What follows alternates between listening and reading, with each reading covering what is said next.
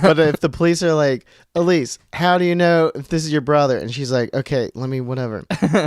Why do you need to know she's like, who it is? Yeah, if she's like, Anthony, they need to confirm that it's you. They're not sure that it's you. Then I would say that phrase. We're only going to save him. Like, that is my brother.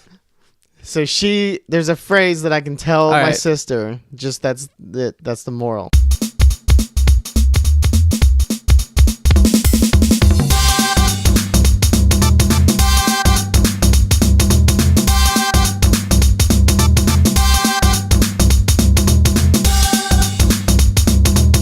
What's up, everybody, and welcome to episode 30 of the P-Funk and Fro Show. My name is Austin Flume, and with me, as always, Anthony Gorman. Got a great show for you today, folks. Anthony and I had an interesting excursion today during work hours. Yeah, we actually got paid for this excursion. We did. We were on the clock the whole time. And in typical P&G fashion, we went to an offsite event at Jungle Gyms, which we'll get into here in a moment, so stay tuned. But first, you're holding that Coke up like you're about to do a Coke advertisement. I can't do any podcast without the wonderful refreshment taste of Coke Zero. It's the good stuff, ladies and gentlemen. It's the good stuff. It's got the bubbly. Yeah. Facebook.com/group/PFunkandFro. Join us on there and follow us on Twitter, whatever. Follow us on Twitter. It's good. If you want to find our Twitter, you'll find it. Right. It's very obvious. Google it. But so we had a work event today, and it took up almost all of our day. Yeah. We worked from home in the morning, and then we drove into Jungle Gyms. So first of all, we have to explain what Jungle Gyms is. Yeah, I was going to say, everybody. A lot of even people not super close to Cincinnati probably wouldn't even. Yeah. Like that are kind of close. Yeah, I forget that it's just a Cincinnati thing. Yeah, there's only 2 or 3. Does he have a mini one, or has he just got the 2? There's only 2. Okay, so it's this wacko dude, yeah. Yeah, it's wacko dude named Jim. Yeah. Who he started off opening like a fruit stand or something on the side of the road. Oh yeah, we kind of saw that history on the side. Yeah. Yeah, and it turned into this gigantic international grocery store that's got. Yeah, they specialize in like wacky foods. Like if you can imagine it, it's pretty much there. Yeah, pretty much. Yeah, they've got foods from all over the world. So if you want something from Greece, they've got it there. It's the place to go. It's pretty awesome. I love it. Yeah, me and my friends are regular at frequent it. Yeah. And he seems to be pretty eccentric because he buys like old monorails. So that's a big thing, that one that's out in the front. So that used to be a working monorail. He just bought it. From a train track? No, I can't remember where it's from. Some other city or That's something. what a monorail is, right? It's like a train track? It's that, yeah. The only time I rode a monorail that I can remember was at Disney World. And so like that. Okay. That tram that runs like above people. Okay, and he's displaying that in his store. Yeah, he wanted there's actually a station where he wanted it to like go around for like rides, but he never got it working or something. It was just going to cost too much money. But he also has like big giant dinosaurs and inside the store there's like a Campbell's soup can with a face. Right, yeah, there's that Campbell's soup that talks to you. Yeah. It's like huge. Yeah, a bunch of weird stuff. Yeah, he's really an oddball dude. It is. It's a really strange store, but it's awesome. Right. And my friend Matt actually worked for him as a security guard. As a security guard? Yeah, he said he's just as crazy as what you would imagine. That's funny. Right. My friend Peter always tells a story. His dad knew him. And really? Jungle Gym asked my friend Peter's dad if he wanted to invest in this like fruit stand that he was opening up or something like that. That was in the beginning. And Peter's dad turned him down. So now he looks at this gigantic, super successful grocery store and he's like, oh man, what could have been? Oh no. So I always believed him. I mean, I'm sure it probably still took time. And then who thinks a fruit stand's a good investment? Honestly, exactly, now. That's true. It's basically a lemonade stand. So I could see that. As they say. Jungle Gym was probably like, we're gonna sell fruit, but it's just all gonna be from Africa. Like that doesn't sound like a good idea. No bananas, just everything. Like only plantains. Only plantains and like wacky star fruit. It's where I go for my McVitie's chocolate digestives. What the funk? The hell is that? Yeah, what the people? Did I not give you some of my digestives when I would have brought them to the office? I don't know what you're talking about. Okay. What in the world are you talking about? They're like these cookies. They're kind of like graham crackers a little bit, but they're round. Cookies? They're called digestives because they're from the UK, and people in the UK are ridiculous. Yeah, trolleys and lifts and such. And jammy Dodgers. What the hell? All of these are real things. Yeah, but they're just like everywhere. But yeah, they're just like a little graham cracker cookie with chocolate on the top, and they're delicious. You should try some, or at least one. We should have got some. I always get some when I go to Jungle Gyms. Oh, yeah. It would have been there if anywhere. Yeah. They're great. But yeah, so that's where we were today for half the day. So we worked from home half the day. And then we all drove into Jungle Gyms. And most of the time we weren't actually in the store part. We were in this separate part that's connected to it. That's this big fancy building for like. It's like a reception hall attached to it. Yeah. Like they had photos of like people having their like wedding reception. So it's really nice. It's more fancy than I remember last time I was there. Yeah. I was surprised by how upscale it was. Yeah, it was pretty upscale. It was. And it had a giant raspberry hanging down from the ceiling. Yeah, I apprecited that. Yeah. I was like, that sets the jungle gym mood. Yeah, but it looked good. Yeah. Yeah, it did. It wasn't just like a raspberry dangling no. like from a spider web. It was like this big, like chandelier looking raspberry thing. It was pretty neat. Yeah, I liked it. Yeah, so it was a cool building. So why don't you explain to the folks what we did when we were there? So we had like our normal meeting stuff, presenting things. Fun. Austin got a promotion at work. Oh, yeah, sure. Yeah, whatever. So everybody cheer.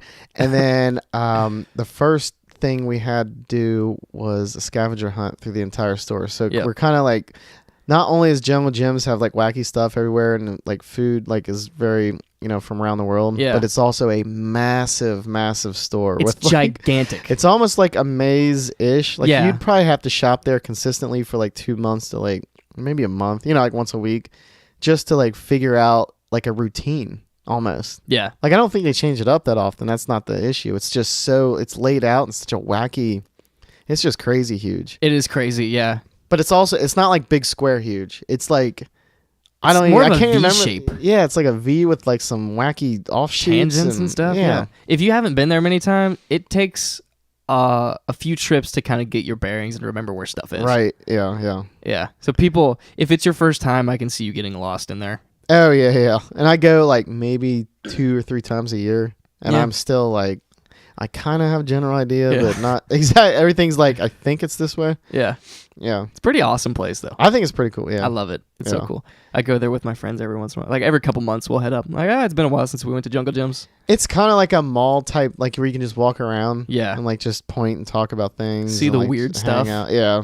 They've got a toilet, or like not a toilet, but a bathroom on the outside. Just looks like a porta potty, but when you open the porta potty, it's a whole bathroom, and it's nice so it's not like a porta potty. Yeah, it's pretty funny. It like walks into a big nice bathroom. Yeah. He's a goofball. So we had this scavenger hunt, which friggin' in true DRP fashion got very cutthroat, very heated. People taking down signs. So people wouldn't see the prices of what they needed. Yeah, one of the questions was like, what's the most expensive hot sauce in Jungle Gyms? And somebody got there first and took the price off so people can see it. And we were talking to an employee, and he was like, it's not actually that one because you need the most expensive one. Yeah. He's like, it's that one. It looks like someone took the sign off. Yeah. And he's like starting to get pissed. He was like, that affects my job. And then he saw the group and went after them. Really? Yeah. And then one of the members came back, and they didn't actually take the actual price tag. They just set it down. Okay. Still, little shady. That's shady dealings. Little shady. I don't appreciate that. Yeah. Pretty cutthroat, like you said. Did you enjoy the scavenger hunt, though?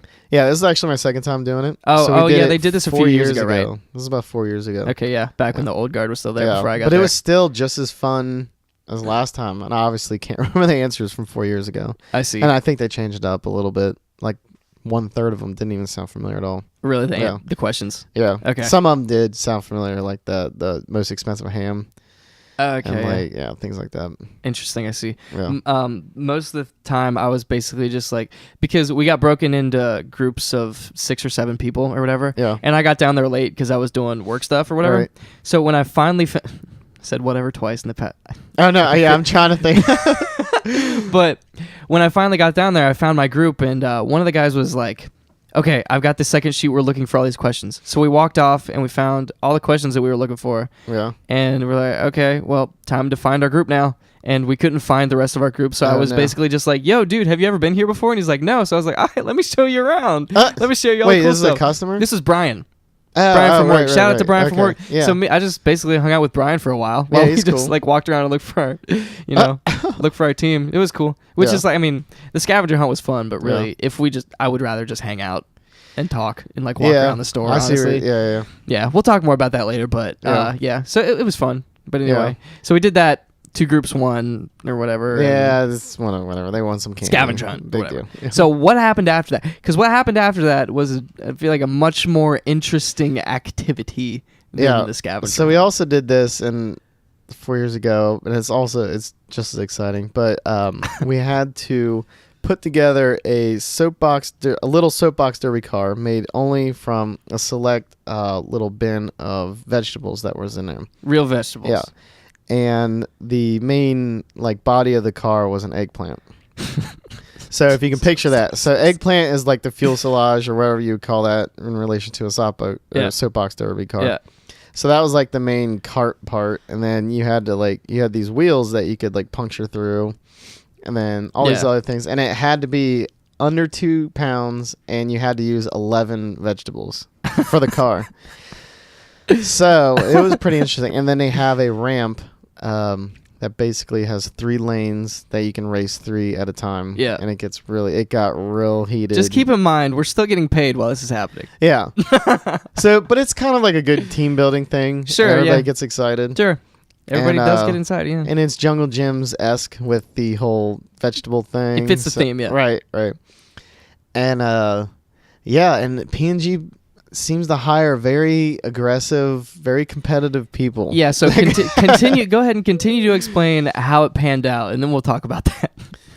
Yeah, I mean, so... So when it reached its peak, basically, the first round, so what were there, 7 vegetable cars? 7 teams, yeah. So... like you said, there were 3 lanes, so 3 could race at once. Yeah. The first time the 3 went down, it was a close. normal race. It was like a normal race. Cheered, yeah. But the freaking second time involved my group's car went Anthony's renegade. Car freaking goes off track and runs into another car. Totally bashes it and throws it off, and then the other car just stalled out. It bottomed out at the end, so it didn't even finish. So everybody was like. My car was in the middle track, and then the other 2 cars on the other side. And my car went on a really quick lead because we went right to 2 pounds. It was extraordinarily aerodynamics. Fast. Oh, pardon me. Aerodynamics, doesn't matter at this speed. Gotta have the weight. So yeah, it's more weight, and as long as your axles are parallel. Yeah, basically. Right. If you have them off, that's the main 2 big things. Anyways, right. So you want it as heavy as possible, axles, ball. Now, we had that, except our wheelbase was a little too wide for the track, so it allowed for a lot of play. You're explaining it in a really scientific. We're still talking about vegetables here. Right. Still talking about, So there's a lot of play in the wheelbase of my vegetable car. I keep coming outside of myself and just realizing how ridiculous this is the more and more we talk about it. And people were punching? No. But anymore, continue. So our raises were dependent on this. Whoever finishes gets that promotion that you mentioned earlier happened because I performed well in the vegetable race. On this. Right. Yes. Anyway. No, so about 3/4 of the way down, my car goes rogue and just blasts off the track and hits this other car, totally derailing it. So both of our cars are on the side, and then the other car is like, yay, and then all of a sudden it just bottoms out. So no one finishes. Right, yeah. So the car that could have won by default just didn't even make it all the way to the finish line. It could have just creeped. It could have went -5 miles and made it. It just bottomed out like a... Stop. Like the most stupid thing. And at this point, people lost their freaking minds. Out. Keep in mind, there's probably 50 people in this room, and everyone is screaming about this. And not just screaming about how funny it is. Half the people are screaming "Oh, this is so hilarious." Half the people are tangibly angry about this vegetable race. Because there's the car that we derailed was doing okay. It's just mine just totally demolished. Just eviscerated it. Yeah. We were planning it, but it was flipping great. There was vegetables strewn about, it was like a carnage. Yeah. It was like a collision. Yeah, so people are one of the wrecked cars, somebody came over and kicked it over, making a stand. Yeah. And then it's if we're all disqualified, then blah, blah, blah. I'm just going to kick every car off. Ours was still in the lead. I want to say that. They said no one counts because... Well, there was a re-race, wasn't there? Yeah. Because people wouldn't shut up. And mine still skipped the track. But it didn't hit anybody that time. Yeah. It was it came over in the other lane. Oh, no. It won. It won, but it was in the wrong lane, so they disqualified you. Our car was just a renegade. It did. It was, dude. I just kept telling people my car just doesn't play by the rules. Sorry. It's the fastest on the track. Your car incited a freaking riot. It was, and people wanted to do physical harm to my car. People did, yeah. Yeah, the team that we plowed. The dude whose car got crashed is just like holding it in his arms. And it didn't help. We had like a rhino horn sticking out the front. Yeah. Trying to get those extra inches on the front. Yeah. To get it looked like one of those big beetles with a big horn on something. But oh my God, Anthony, it's never, every time we have a gathering like that, it's unlike anything I've ever seen. Well, it's way competitive. We have a lot of competitors. Well, competitive is good, but like it gets to the point where people are being like children. Yes. It gets silly. 4 years ago, when we did the exact same thing, someone got so heated. I'm not going to name names. Someone got so heated that they smacked this team won, and they just wanted to see their car go down again. Yeah. You know, like, hey, I want to see how fast. You know, not in compete. They put it down the hill. This other dude comes up and smacks it off the track, blows up. Fruit goes or vegetables go everywhere. I was just like, whoa. What the heck? This person, because he was angry. Got it. He was just like, this is garbage. Boom. I mean, the competition was over. Yeah. The one going down the track clearly won, but he apparently he was angry. He was resentful. Didn't want that car to stay intact. Once again, let's take a look at this from the outside. This is a bunch of adults yelling about vegetable cars. At a work function. So, like, there were a few people that were standing outside of the group who was chaos. Too. It's not just us. Let's not call anybody Yeah, else. no, I'm not calling. Yeah, everybody's just hooting and hollering. Not even so everybody's into it. Yeah. Exactly. So, like, managers as well. It's insane, dude. Mm-hmm. And that's what, like, most of the time during the building of all this, I was doing like separate work that I'd agreed to take on for the rest of the thing. So I didn't. Well, there's always going to be some people back. Yeah, sure. So I was doing that. I was still there, but I was like working at the time, so I didn't get to make a car. But the reason I was okay doing that is because every time we have one of these external group gatherings, people take it way too far. Oh, they do. The lady that was leading us left. Yeah, they left. Yeah, because there was people calling for like a re-races and like it was just like, this is garbage. And they were completely serious. Yeah, the car that we blasted out wanted a re-race. Yeah. Yeah, you're right. The lady, they left. She bounced. I bet they have groups of high schoolers that are like less crazy than that. And not as loud. Yeah. Yeah, we were pretty loud. I'm telling you, dude, when your car took out that other car, it became insane chaos in there. It was a riot. It was a riot. I think it's funny. People now don't get me wrong, it was pretty funny. But then it didn't stop. I was in complete shock because I couldn't even see it because people were peering down the track, so I had to like, you know what I mean, like out of my point of view. So I was like, "Oh my God, it was insane!" I went down and that was this happens every time, dude. Every time we have a department outing.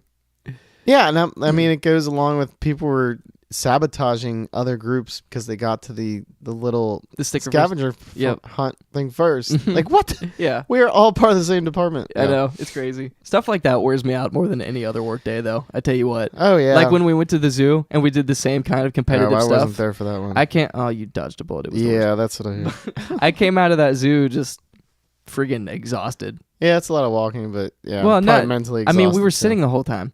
Oh, jeez. I'm talking exhausting because the activities, because I like group activities, but when people start taking it too seriously, I just get like kind of like it ruins close it. off. Yeah, exactly. Close off. We're just like, it's kind of. I can see what you're saying. Kind of ruins it. Yeah. But this was just next level. It was next level. Yeah. So it was a fun outing, and I'd say it was way better than the zoo. And the people that organized the events, awesome. They did an awesome job doing that. Yeah. It's just kind of, just please chill out a little bit.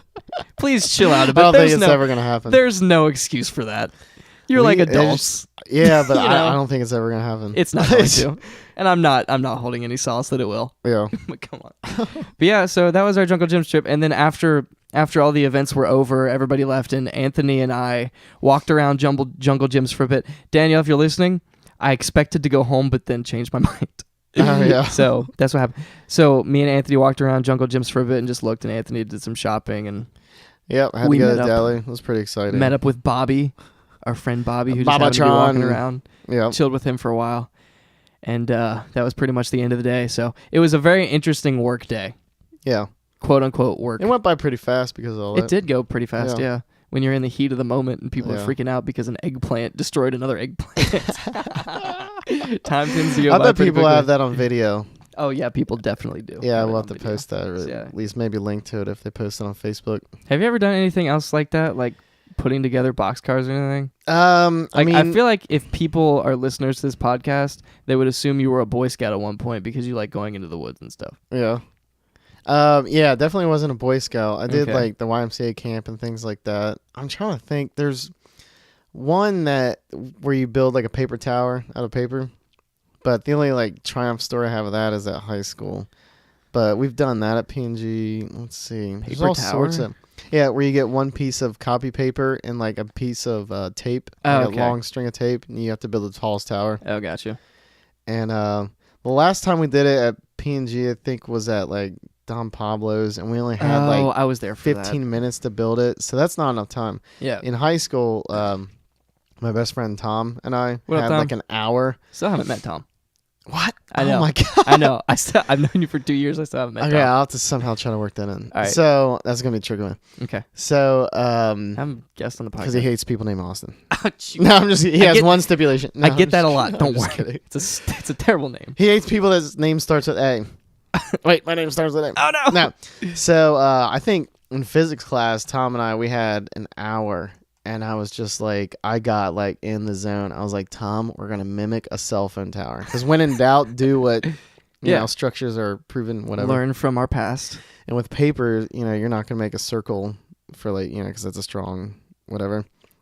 I don't know anything about physics. Strong shape if it's rigid. But I was like, Tom, I had like a vision. So I was like, Tom, just cut these pieces of paper in this one, you know, like just down. So it was like a fourth of an inch wide, and then the length of the paper. How old were you at the time? Senior year in high school. Okay, gotcha. So it was like 19. Gotcha. And I just said, Tom, just keep cutting these thin slices, whatever, of paper. Yeah. And I would fashion them into triangles, and then I would have like 3 offshoots to the next triangle, and then 3 offshoots up to the next triangle. So the stabilization was the triangle. And you're making, I get that, yeah. And we had an hour, and then I was like, Tom, we're gonna construct this on its side. So, because everybody's like making it like, whoa. Oh. So I basically built it on its side like a freaking construction worker. And I made this huge long thing, and then like people are like, and Mr. Traxler, half track, come on, Mr. Traxler. That was a shout out too. That was my nickname for him, half track cover, whatever. And so I made like this, we did, but this long ass thing on its side, and then people were like finishing up, like, you know, where I was like barely standing. Yeah. And then mine was just like, you just put it up, and everybone's like, "Oh my god, what the hell is that?" You know, because we had it on the side. Yeah. So it's like hard to tell how tall it was actually. Yeah. Because it's basically like small triangle or big triangle as the base, and they would just progressively get smaller as it would go up. But that mother was incredibly structurally rigid. And I mean, it did really well. And it like we beat everybody, and then people were like, "Put a shoot on it," because I didn't realize we were like then going for like the school record for like his class. Really? Because I forgot about the other classes. Oh yeah. So then people are like, "Go make like a shoot," you know, like something that comes out the top. Like cheat with like the little antenna like at the top. The new like we're the tallest building in the world, but yeah, it's really that. There's a big spiral thing at the top. What's that freaking called? Some big needle thing. Right. A spire. Yeah, that sounds like the new World Trade Center building. It's only the tallest because it has a giant spire on the top. Yeah, like a big pointy thing. Right. Yeah, and it's technically still part of the building. So we did that, and then Traxler came back, and so we beat everybody. Wow. Yeah. So that was my one crowning achievement in high school. How are you just so naturally good at that stuff? I think my dad. Oh, really? Yeah, computer engineer. Okay, that makes sense. Mechanic, so he rubbed off on you? Just a little bit. Yeah. Okay. That makes sense. Plus, I was like, I'm going to mimic a cell phone tower, so that's just what we did. Yeah, got you. Yeah, so when we did it at Don Pablo's, plus when you have like 8 people, 7 people, like a lot of cooks in the kitchen. And an hour. Oh, you're talking about when we were trying to do it at DRP. Okay. Yeah, DRP, it was like... Yeah, when you have too many people and only 15 minutes. 15, or however, even 20 minutes. It's just so much nicer to like calmly go, because then you can make each triangle nice and tight and perfect. And like get it all like... Nobody's wrecking your vision. Right. Yeah, no one's wrecking my vision. Yeah. You know, and you got a good Tom buddy. Yeah. So have you had like any team building competition type things besides P&G? Or? I mean, there's always that random stuff you have in biology class. Yeah. And like stuff in college.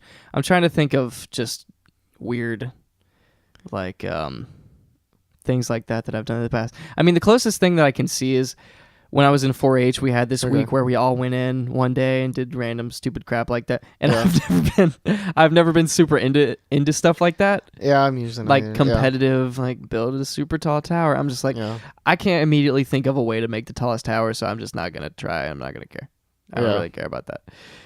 So I can't think of anything specific like that, but I have always been into DIY projects. Okay. And putting stuff together and taking stuff apart and stuff like that. Like a couple weeks ago, I told you I took my phone apart and changed the aux jack in it, and I was pretty stoked about that. Yeah.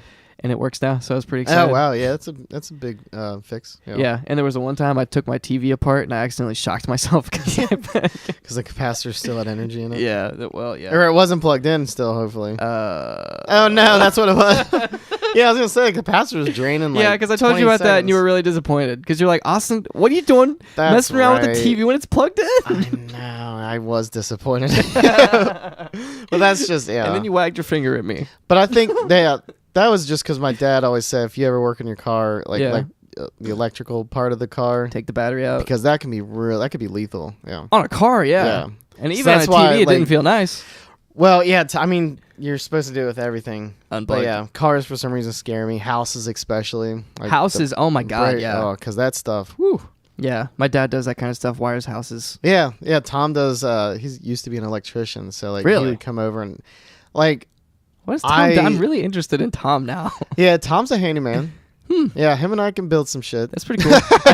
I'm sure. Like him and I would be a good tag duo team for like a competitive build of something. That's pretty cool. I would really enjoy doing a competitive build with Tom. P-Funk and Fro is now calling out anyone who thinks they can compete with Tom's Tom really and sharp Anthony with on building like mechanical things. Yeah, I see. We should host a competition of some sort. I would. Yeah, if I had to pick someone, I would probably pick like if it had to be like build a go-kart. Yeah. Like with an engine and everything. Oh, that'd be awesome. Because you should build. He would be more technical with the building part. I don't know. I mean, I don't want to force one person into one thing, but yeah. But the specialties. I like the vision part and like making things work. And, like figuring out that part, like how to do the gearing and things like that. Yeah, I really like that. And Tom's really good at building things. That's awesome. Yeah. Him and I would do well. Yeah. Weren't you guys like chopping down trees or something at your mom's house? Well, every time we'd have a damn fire party, we'd build something. Like Tom would. So he'd build like a bookcase or something. Just to burn it. Yeah. Just to burn it? Yeah. Yeah, one time he called it a coffin and people were like, oh, that's so negative. So he put some shelves in. He's like, there, it's a bookcase. And he like stood it up. There. That's funny. And then you burned it anyway. Yeah, then we burned it anyways. That's funny. Nice. Yeah. I like doing stuff like that. The closest I get to building a shelf is going to Walmart and buying a shelf and then having to put it together. Or putting together my IKEA futon. Yeah. That's as close as I get. And I enjoy stuff like that with directions. Yeah. And I like the idea of being able to put together DIY stuff like that. Mm-hmm. And I'm actually, like I was talking to you earlier, looking into putting a curtain up in my room with stuff. Yeah. So I like crafts and stuff of that nature. Yeah. Made a potato cannon when I was a kid. Yeah, my uncle had those one are of those. Freaking awesome. So I've done stuff like that. I have a history of it, but every time I try to do something like that, I get like impatient and I do something wrong. Because I just want it to be done. So I get impatient and I'm like, all right, let's just... if you're like really going off, like you're just making something up? Sure. Okay. I start cutting corners and then it turns out. So I need someone, I need a second person. Oh, okay. I mean, if you ever need that. Yeah. You were giving me some pretty good ideas for curtains. Oh, yeah. Yeah, I looked at it and I was like, this is exactly what I would do. Yeah. Boom to boom and then boom. He's looking at it right now. Yeah. He's looking at it right now. He's envisioning where to put the curtains. Then you can have a little door right there. Yeah. Right there. It's perfect. I like that idea. So yeah, DIY stuff is fun. I like to do a little bit more of it. Yeah. Yeah, I guess I like that too. So my computer making like things water cooled and that. Yeah, you know me. I love tinkering with things like that. Yeah, indeed. Improving things. Yeah. Yeah, it's always fun, especially when you did it. You put a little bit of yourself into exactly. this. Or like the blue rope lights around my window. I was very proud of myself that I did it. It was a little dangerous that I was standing on a table or a ladder on top of a table. Yeah, you don't want to do that by myself with my concrete floors. Yeah, but I did it. And I love it. It looks pretty sweet. Yeah. Looks pretty sweet. I love it. So that brings us to the 50% point of the P-Funk and Fro Show, episode 30. Yes, it's already been that long. Isn't it crazy? It's so crazy every time. Yep.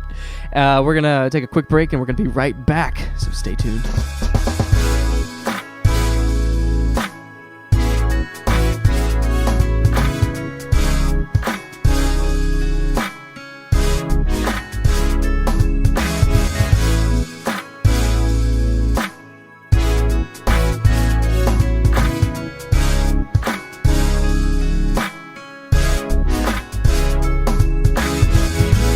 Welcome back to the P Funk and Fro Show. This is episode 30 once more. My name is Austin Flume, and with me as always, Anthony Gorman.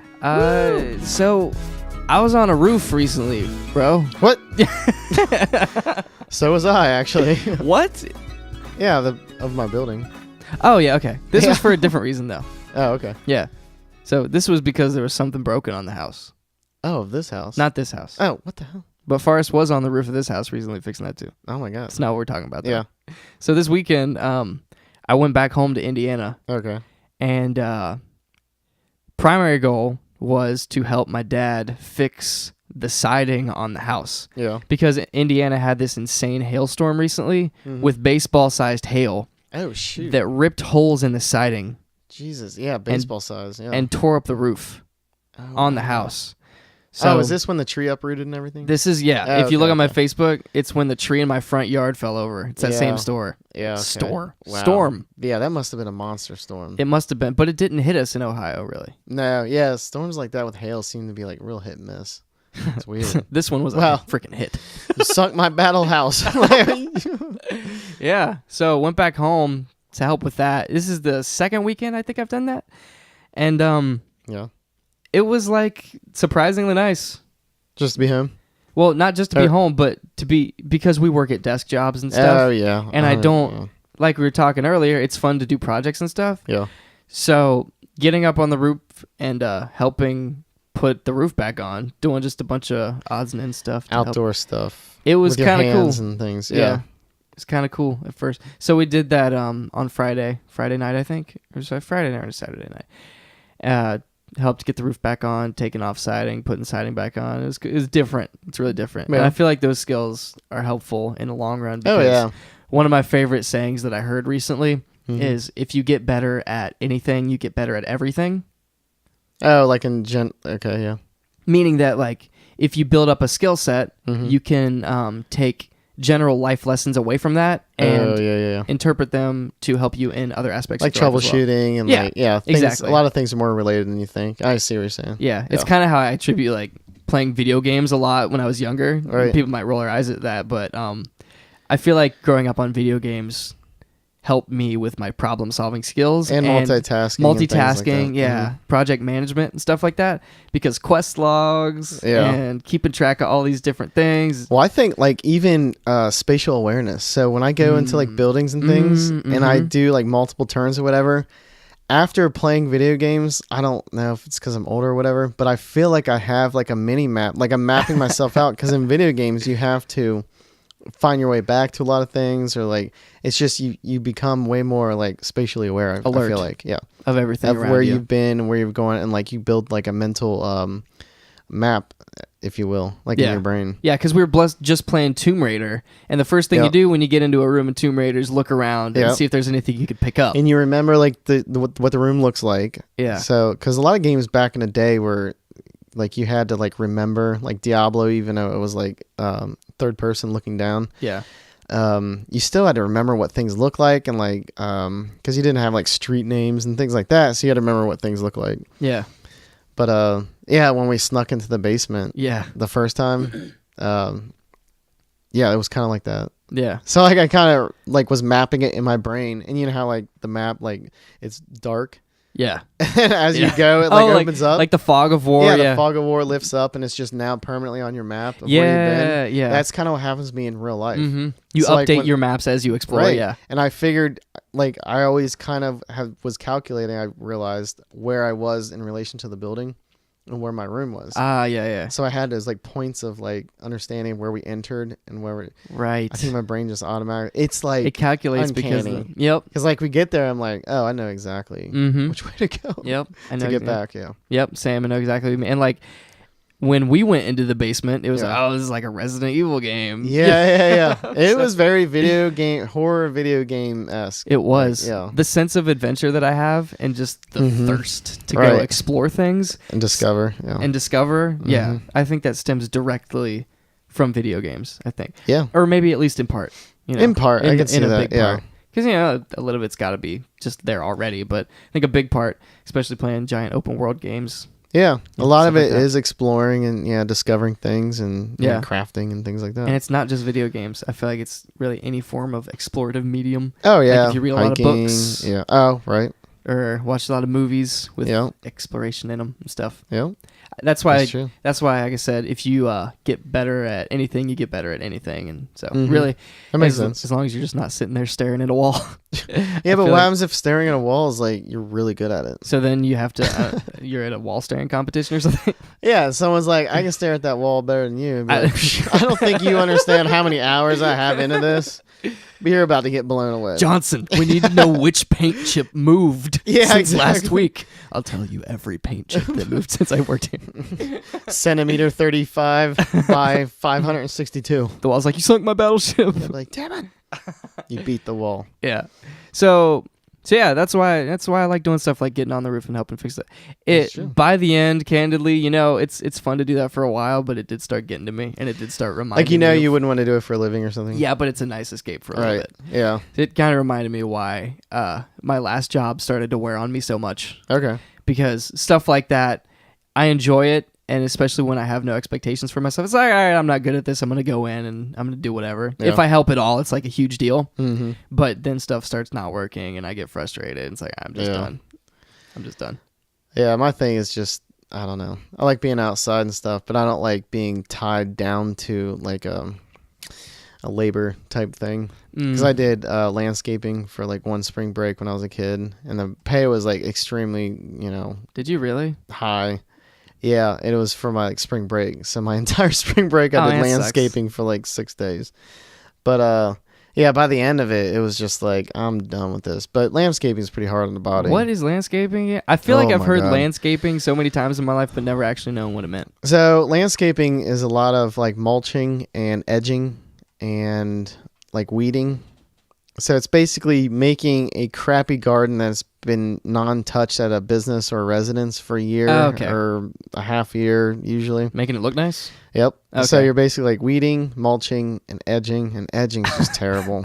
Like mulching in general, if you just, because you have a wheelbarrow and like the song Beast of Burden came on, I was like, I am naming my wheelbarrow Beast of Burden. And to this day, when I hear that song, I think of that damn wheelbarrow.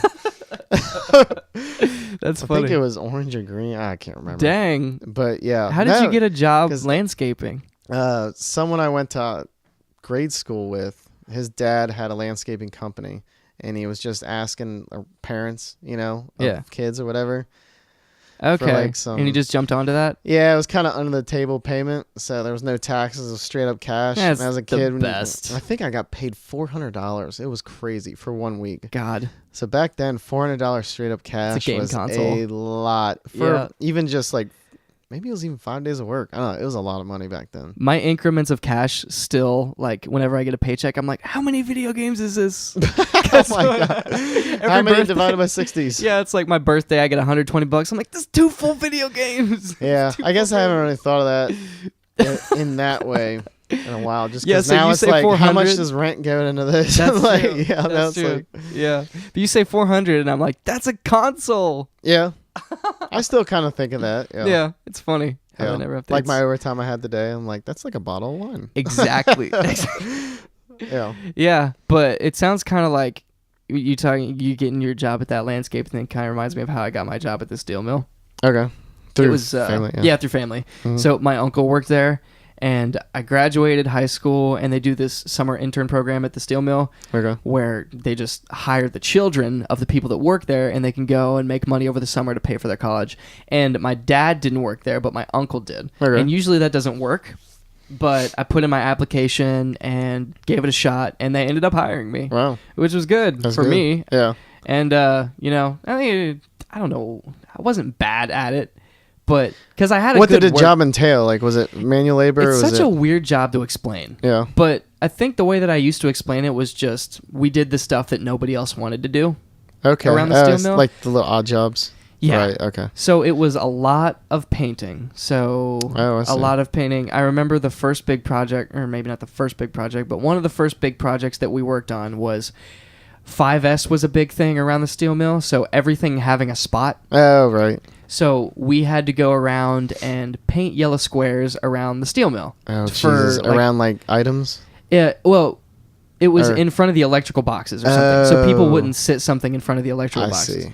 So painting yellow square is not a big deal when you think about it. The only thing was, at this steel mill, not only was the floor covered in an inch thick of grease, but also dust, and the floor was not conducive to paint at all. So we had to go around the entire rolling mill, which is where I worked, and it's freaking next to the tunnel furnace, which is a giant furnace where molten hot steel goes through. We had to paint these squares next to that too. Oh man! So when we were next to that, we were down. We had face masks on because everything's super dusty. Yeah. We had these floor grinders, and we're grinding the floor next to this just tunnel to get furnace the base. To get the base, so that we can then tape around the square and paint it. And we did this all around the rolling mill, and that was probably the worst part. But then we had to go to the basement, and the basement can get like twice as hot as the actual. Oh shoot! Yeah. So we did. That was one of the big things that I remember. So stuff that nobody else would want to do. Okay. But at the same time, sometimes when the steel mill would have down days, which is like a down day is basically when the mill's not running, and they use the opportunity to do maintenance on the equipment and stuff. That makes sense. So there's not like crazy steel going through, so they can do maintenance on it.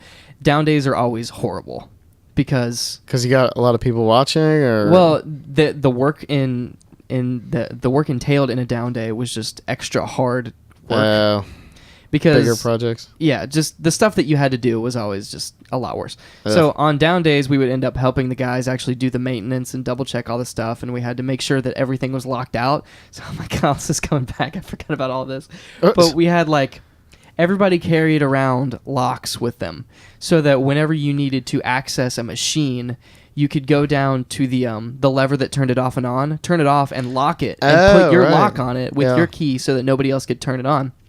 Oh, so you can maintenance it? Yeah, so you could do maintenance on it. That's really good idea. It was a good system, right? Yeah. So down days, we would make sure everything was locked out. So our job, a lot of the times, we would have a job that was just clean all the locks and make sure they're greased out. Oh my! Yeah, make sure you can read off, because there were certain locks that go on certain things. Yeah. So we did stuff like that, locked the stuff out, and then we would help do maintenance. One of the times that I did maintenance at the steel mill, we have to get in between the mill stands, which is basically when the steel goes through, it's pressed by these rollers that are inside of these mill stands to either make it smaller or bigger, depending on what the customer wants. Yeah. We would have to get in between these mill stands, and while the steel is running, these fragments would come up from it and start building up in between mill stands. Okay. So sometimes we would have to go up with a torch and torch all the stuff off, tie ourselves off, because below these mill stands are giant holes, basically. Yeah. So we'd have to tie ourselves off and torch the side of the mill stands and chisel next to the mill stand. Oh, wow. One time I got a bunch of dust and crap in my eyes. And I had to go wash it out in one of the showers. Yeah. Yeah, because metal shavings could be terrible in the eyes. Yeah. Yikes. So we did everything from paint to actually do the same job that the workers did, too. Wow. Yeah, because that seemed like more of a worker compared to what you're originally saying. Like, it was blowtorching off debris. Yeah, when you're tied off so you don't fall down a lava pit, basically. That's basically what it was. Yeah. Yeah, so a lot of the kids that worked there ended up getting jobs there because it only makes sense, you know? It's kind of how at PNG... You could probably make a decent amount of money there, I'm sure. Yeah, and hired on. Coming out of never having a job before, making $14 an hour was... That's pretty big, yeah. Freaking awesome. For starting, yeah. Yeah, one of my favorite stories was, because we did everything from painting to that stuff, so one of my favorite painting stories was we had to paint this tool board, and then the spots that the tools would hang up on, we had to paint shadows. That's what I was originally thinking you were doing with the squares. Okay. Exactly. Yeah. So we painted this tool board black, and we put the shadows on, and then we go to the lady that was in charge of us, and she's like, I don't really like those shadows. The shadows could be better. Can you like redo them? And we're like, well, if we redo them, you gotta repaint the whole thing. We gotta repaint the whole thing. She's like, can you do that? And we're like, all right, fine. Yeah. So the next day we go back and we paint this toolboard black again with white shadows. Yep. Right, and we do it again, and we're like all proud of it. We're great. We leave. We come back the next day, and we talked to the lady, and she's like, yeah, so I talked to Gary, whose tool board it was. Yeah. And she's like, he said he's like not happy with it or something. And we're like, what? We painted this thing twice. Yeah. What's the deal? So we go to Gary. And we're like, Gary, she's telling us we have to Classic Gary. Classic Gary, dude. Yeah. I mean, this guy. Yeah. Yeah. So he's like, yeah, man, I wasn't being serious. I was just kind of messing with her. But man, if she wants it, you know what? Screw it. paint it orange. Paint the tool board orange. The whole thing. Oh my god. And we're like, you know what? We're sick of this. We're not going to ask her first. We're just going to paint this tool board orange.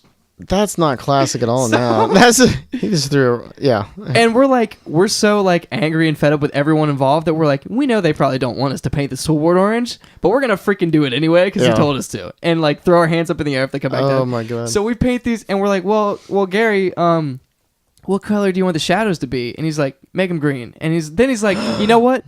Go ahead and paint all the tools green too. Like the actual tools? The actual tools.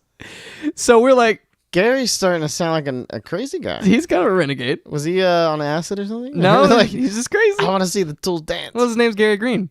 Gary Green, okay. Legitimately, his name's Gary Green. Oh, so he... Good thing his name wasn't like Gray Green. Like, didn't he just be like, I want the tools green and the backboard gray. Horrible color scheme. Yeah. But no, his name was conducive to a good color scheme. Yeah. So we paint this toolboard orange, and we paint all of the tools green that go on the toolboard. That seems So we crazy. have...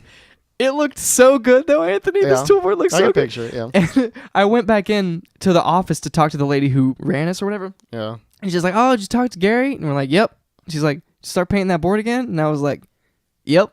And she's like, oh, sweet. Thanks. I just walked away. So she didn't even see it yet? She hadn't seen it at the time. She comes back the next day and she's like, if Gary ever tells you to do something again, don't do it. Do not do it. Especially painting the actual tools. If they were my tools, I would be flipping And there was out. Power tools, like electric. So holy crap. Yeah, Gary Power was drunk drills. that day. Dude, everyone loved that tool board, though. It looked so awesome. That's and interesting. like, really, it doesn't matter what color it is. Yeah, but still paint on a tool would drive me nuts. Yeah, I understand. To bring the story down, but... It looked nice. I wish I had a picture of it. I think Gary's a nut job. We painted a lot of stuff, though. Painted a lot of stuff at that steel mill. I have another story, but I've been talking for like 10 minutes straight, I feel like. Oh, I don't care. It doesn't matter? Yeah. Okay. So, okay, last story about the steel mill before we move on to something else. Yeah. But, so this was... this was my last year at the steel mill, and I was so done with this job. I had done it for 2.5 summers, and I knew I was moving on soon. This was right around the time when I applied for the job at P&G. Right. So I was freaking done. And this year, my cousin Garrett actually worked not in our same department, but in a different department. So we would talk and hang out with him a lot. Mm-hmm. And one day, Garrett comes over and he's like, hey, Austin, you know that basketball hoop that we use after work a lot in the parking lot? And I was like, yeah. And he's like, so I asked my manager if we could paint a basketball court around that. Oh my God. And he said, yeah, just don't let anybody see you. And Garrett's like, do you want to help me paint it? Oh my God. Like the key and all that? Yeah. Okay. And I was like, yeah, sure. So I left my job. Oh my God. I left my department, and it's a good thing that I'm telling this after I got my job at P&G because they probably wouldn't want to. Yeah. But left my job, and I'm like, yeah, sure, Garrett, I'll help you paint this basketball court. So we go out in the parking lot, and we're like, oh shoot, we need more paint. So we order from the company like warehouse some more paint to use for the basket. Yeah. They have no idea what it's for. Yeah, so we get in and we put in a reco for some paint and like some tape. Yeah. And some other stuff to get from the company warehouse. We drive over there in the truck and we get all this stuff and we go in the parking lot. And just paint a basketball. And I get on my iPod Touch, which had Wi-Fi. The parking lot had Wi-Fi. And I'm like, all right, Garrett, looks like we need to take these measurements and like, this is how other people do. Yeah. So we go and we paint a basketball court in this parking lot, red and white with Indiana colors. This is in Kentucky. Okay. Oh, shoot. But we're from Indiana, right, so we paint it red and white. Oh, yeah, I bet they're pissed. Yeah. And we had like a candy cane looking basketball hoop, like the basketball hoop. The pole was like a candy cane, red and white. Indiana. Yeah. So we used company time to paint a basketball court with company paint. Well, at least someone was like, just don't tell anybody. And then never used it again. We never played basketball on the court again. Oh my God. It sucked. But yeah, so that was the other paint thing I did. That's a lot of damn painting. That is a lot of painting. But yeah. I think back on that job a lot more fondly than it actually was, because I really did love the people that I worked with, and the people that I worked with were really awesome. It's just not the work that I want to do forever. Yeah, that seems to usually make or break, like at least looking back on things, because like I was pretty much done with retail from back, before P&G. Yeah. But like looking back, like that was like some of the coolest people I ever worked with. So, right. Yeah. So there's always that looking back. But I do remember that feeling like towards the end where I was just like, I can't keep doing this. Like I gotta like get out, at least try something different. Because like I don't want to be typecast as retail, even though I was like management and stuff like that. It was just like no. Yeah, I know what you mean. Just it's dragging. Right. Wearing. Yeah, just drags on. Yeah, any kind of job like that, right? Right. But that just goes to show like the people that you work with make a big difference. Oh yeah. Like this. Yeah, exactly. Yeah. Yeah. So even if the job sucks, it can be made better by the people if they're cool people. But so you talked about landscaping. Are there any other crap jobs, or did you kind of just go straight from landscaping into Walgreens?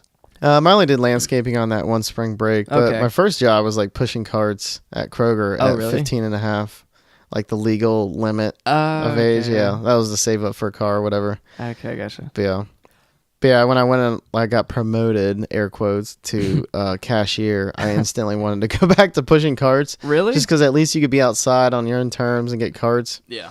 And bagging is just like a whatever job, you know? Right. And the registry had to learn all these numbers and stuff. I was just like, oh, and you're just like trapped in this like little, it's like worse than a cubicle. But I will say when I got the bigs, I actually would like talk to the customers, and like in my head I would like come up with like their background, you know, like little social cues. Like I picked up a lot of like people watching skills from bigs. Interesting. Big time. Interesting. Yeah, so you could learn a lot from like what customers are buying, how they're dressed, how they hold themselves, what mood they're in, what time of year. Okay. You know, how much they're buying, what they're paying with, you know, the small talk, they're on a cell phone saying this. You can piece together. I mean, it's probably not accurate, or whatever. Yeah, so that's practice. After a while, it's a lot of like over and over again. Yeah. So it's interesting. And I would just concentrate on going as fast as I can so I could be the most productive employee just because it was like competition. I do the same thing. Yeah. So that was like through college. And then I think when I got into retail management, that's when it was like a big drag where it was just like, Yeah. Because then you had to like do, like you were responsible for employees and, you know, customer, everything just went to you. So on top of the retailness, you were in charge of people. Yeah. And I think what killed it was the drugstore retail. Holy crap. What killed it was the drugs. The damn drugs. It was that LSD. Yeah, my company made me take LSD. No, I think because Biggs was like, it was so big and a lot of it was like compartmentalized and like everything was like squared off. Like you had your individual job. Like this is what you do. Super standardized. But, at Walgreens, it was like, that was a management position that was, it was much more concentrated, you know, physically with store, you know, diameter, you know, whatever. Yeah. And, actual employees. So it was like you had 3 employees because the pharmacy I don't count because they're their own like island off their own. Like their own thing. Yeah. So if someone calls off, you're down 1/3 of your work crew. So you got to make up for it. Yeah. And then it's just 3 people to get tasks done, you know, and you could have a couple people that just suck. Or, I mean, for the most part, everybody was really cool. But that's good. Yeah, it was challenging. And then the customers that primarily shop at Walgreens, I don't know if whoever's listening shops at Walgreens. I hope you're not like a weekly shopper there, because holy cow, you're gonna end up in this demographic of nut jobs. God. Yeah. What's wrong with them? I don't know. It's like because normal people go to a grocery store to buy groceries. Yeah. Not normal people like weirdos go to Walgreens to buy like Zesta crackers. Who buys Zesta crackers at Walgreens on the reg? You know, like who buys tomato sauce there? Like regularly, yeah. Yeah, because like. Us employees would, but that was because we had like massive discounts. Yeah, you were and, like, there. Registry rewards and stuff. It's convenient. But I don't know. And some customers are cool and everything, but by and large, man, that was a totally different experience than a grocery store. Yeah, I go to Walgreens for really specific things. Yeah, most people do. Like going to Walgreens and CVS is not inherently bad. It's just if you do your like your grocery shopping there or stuff, like and your maybe assess your life. I'll extend it to like Christmas shopping. Like well, if you Christmas shop at Walgreens, what are you gonna do? People like bought a lot of toys there. $15 pair of headphones. Yeah, a lot of it was junk. Ugh. Like, I don't know why people would do it. Well, I mean, really don't. You're on a budget. The chia pets. People would come in for those, and let's not get judgy. Yeah. Oh, I was totally judgy. Yeah, no, definitely. I'm still am. I'm just like I'm remembering like they're who way in better their alternatives. Right mind would come here on Black Friday. Black Friday? Yes, what? There was. Yeah, we used to have doorbusters. I mean, some of them were okay, like candles. Yeah. You can get like buy one get two free. I actually stocked up on that. People that know me best know that I have tons of candles. I wish I could have. I can't have candles here. Oh right. Can't have that open flame, which is probably good because I'd probably burn the house down. Oh my God! Don't say that. But yeah, I don't know. It's just weird. Yeah, it seemed sounds like weird. Like those stores, like Walgreens, attracted quite the interesting folk. The interesting folk. Yeah. It's interesting when you say that your time with Biggs, right, helped with your people watching. Oh yeah, it definitely. kind of reminds me of how when we first started doing the podcast, we instantly saw ourselves getting better at our conversational. Oh yeah, conversing went up. Yeah. Definitely. Yeah. So when skill points. so when we putting in our skill trees in the conversation, in the charisma or whatever. But it was like instant because I felt the same thing. Like when I'm talking to people, new people especially. Yeah, especially new people because you're always thinking about the next thing that you're going to say. Right. Not just what's happening now. Exactly. So you're lining up the whole conversation in front of you. Yeah. Yeah. It's just like I was talking about earlier. When you get better at anything, you get better at everything. And even if I don't know the topics, because like a lot of times you like spring things, so I have to be like more mentally on my like toes. Where you're like, can you think of a time? And all of a sudden my brain's like, okay, open up the catacombs. Yeah. And right. it's like like whatever. Yeah. So yeah, it does really well with like first dates too. I've noticed. Oh really? Yeah. Had experience with that recently? A few. Okay. But definitely, I think we've talked about it in the past. But yeah, so that's definitely helped with that. Just meeting new people, but also like at work and things like that. Yeah, if you want to make sure a conversation is going smooth, right? Smooth it on over. And just in general, But yeah, the dating thing was definitely a big one. I will say that. Probably the biggest one where I was like, after the first like couple, I was like, oh wow, you noticed the difference. It's also probably because I'm like older and like maybe more confident and like. Yeah, and you were never bad at having conversations in the first place. That's true. Yeah, well, I used to be really shy. I mean, I'm still technically shy with like a core base of like first. When the setting is first date, like this is what we're here for. I get like the nervous whatever. It is weirder. I said whatever, but whatever. But it's having a lot more than it's having a lot more than just that's that. I figured it did. But yeah, there are a lot of words I say just a million times. Yeah, I don't care. Basically, I catch myself saying basically like whatever. But I don't know. I think I'm more relaxed this time around, and then but I think the podcasting has helped actually a lot. Definitely. Like you said, with like the conversation transfers to like different subjects and things like that. That's why whenever I'm doing anything, I try not to feel like I'm wasting time. So even if I'm doing something like reading a comic book, or playing a video game, like we were talking earlier, as long as I'm doing something that I'm invested in, and that I'm dedicating mental capacity towards, I feel like I'm improving some aspect of myself. Okay. Because I feel like the worst thing that I can do is sit and just not do anything. Well, some people would say you need like mental like downtime or whatever, not just sleep, but you have hot yoga now. So I figured that would be a good like meditative thing. And like back when I had like when I'd ride my bike, that was my like meditative. Because I was kind of like you, where I always had something going on. I still kind of have that, where I'm always either reading the news. Like there's kind of a show on in the background, but I have to be reading something. I have to be learning about something. Yeah. But because it seems like that would not be healthy if you're just 100% going 100%. Yeah, it can't be. But because as you were talking, I was like, I was about to bring up that might not be good in the long run. But then I was like, wait, he's got hot yoga and I have my exercise still. So it's like, so we still have things. Yeah. Right. Yeah. So I mean, if you think about it, so we're up, 16 hours in a day? Something like that. Yeah. So if you have 1 hour where you're doing, exercise where your mind can start wandering and things like that, that's probably really healthy. That and because it's 1/16 of your day, and even though it sounds like a small fraction, that's actually a big chunk. An hour of your day is a big chunk, especially if most of it you're at work. Exactly. And you only have 8 of that 16 is at work, so that's half already. And then if you even get 8, so that's 1/8 of your free time is in like almost a meditative state. That's excellent, I think. Yeah, and everybody that you talk to that's successful, that has a successful company or is it's just a successful person, almost all of them seem to meditate at least a certain portion of the day. Yeah. So yeah, I think the proof is in the pudding there. Yeah, and meditation's almost like dream type learning, but more like cognitive. Yeah. Of what's going on, and like where you can actually like make it flow or whatever. Yeah, I know what you mean. It's like brain training, kind of. Yeah. Yeah, but when you're talking about yoga, I talked about yoga a couple weeks ago when I first started doing it, but I got this Groupon, so I have unlimited yoga for 2 months. Okay. So I've been doing yoga almost every day. And it's still going on. Okay. I did it yesterday. No, what is today? Say Tuesday? I did it yesterday. I'm going to do it again tonight.